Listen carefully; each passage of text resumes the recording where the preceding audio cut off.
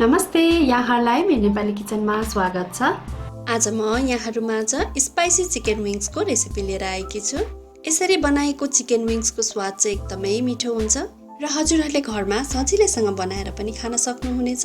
आउनुहोस् पिरो chicken wings बनाउनतिर लागौँ है त। सबैभन्दा सुरुमा मैले यहाँ चिकन विङ्ग्सलाई लिएकी छु र यसको तलको यो चुच्चो भागलाई काटेर हटाएकी छु र यसको बीचमा काटेर यसलाई मैले 2 टुक्रा बनाएकी छु।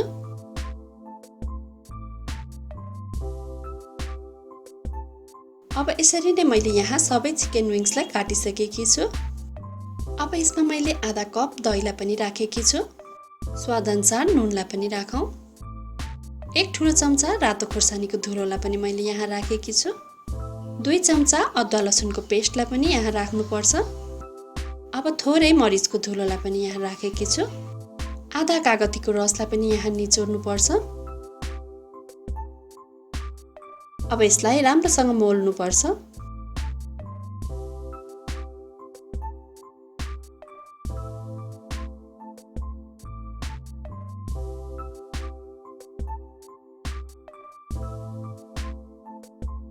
अब यसलाई छोपेर हामीले 1 देखि 2 घण्टासम्म फ्रिजमा राख्न सक्छौं। 2 घण्टापछि मैले यसलाई फ्रिजबाट निकालिसकेकी छु। अब यसमा मैले आधा कप मैदालाई पनि राखेर यसलाई राम्रोसँग मिक्स गर्छु।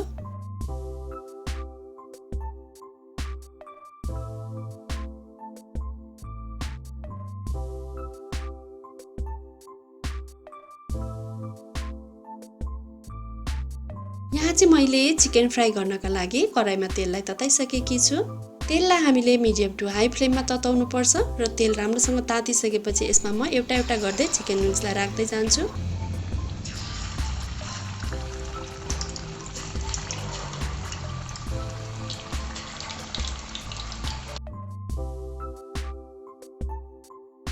अब यो विङ्ग्सलाई हामीले दुवैतिरबाट पल्टाइ राम्रोसँग फ्राई गर्नुपर्छ।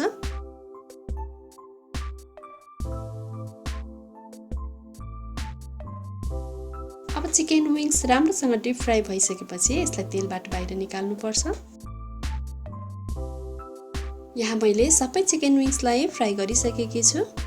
अब यसको पिरो सस बनाउनका लागि मैले ग्यासमा एउटा प्यानलाई तताइसकेकी छु।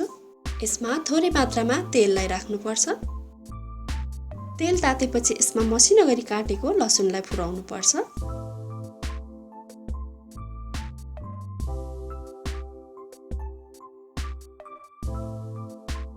लसुन ब्राउन भएर फुरिसकेको छ। अब यसमा मैले आधा चम्चा सोया ससलाई राख्दैछु। यसरी नै 1 चम्चा भिनेगरलाई पनि राख्ने। 1 ठुलो चम्चा हट सस अथवा चिल्ली ससलाई राख्ने। ठुलो चम्चाको 3 चम्चा जति टोमेटो केचपलाई पनि यहाँ राख्नुपर्छ। 1 चम्चा चिल्ली फ्लेक्सलाई पनि राख्ने। अब हजुरहरूले कतिको पिरो खाने हो त्यही अनुसार यसमा खुर्सानी एड गर्न सक्नुहुनेछ। मैले चाहिँ यहाँ कलरको लागि रातो कश्मिरी खुर्सानीको धुलोलाई पनि राखेकी छु। अब यसलाई एकपटक राम्रोसँग मिक्स गर्ने।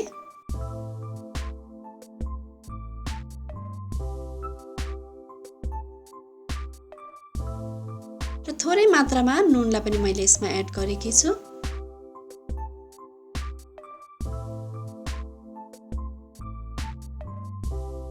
र अब चाहिँ अघि हामीले फ्राई गरेर राखेको सबै चिकन विङ्ग्सलाई यसमा राख्ने। अब चाहिँ विङ्ग्सको सबैतिर सस लाग्ने गरी राम्रोसँग मिक्स गर्नुपर्छ।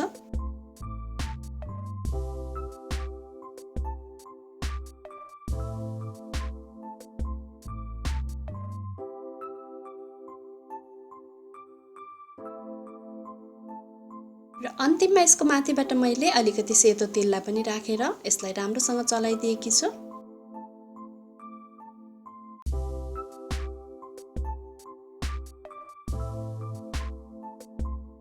अब चाहिँ हाम्रो यो विङ्ग्स तयार भइसकेको छ। हामीले ग्यासको फ्लेमलाई अफ गरिदिनु पर्छ। अब यसलाई हामीले सर्भ गरेर खान सक्छौं। हजुरहरूले पनि यसरी नै घरमा स्पाइसी चिकन विङ्ग्स बनाएर एकपटक अवश्य पनि ट्राई गर्नुहोला। आशा छ यहाँहरूलाई मन पर्नेछ। यहाँहरूलाई मेरो भिडियो कस्तो लाग्यो? मन पर्यो भने लाइक, कमेन्ट र शेयर अवश्य पनि गरिदिनु होला।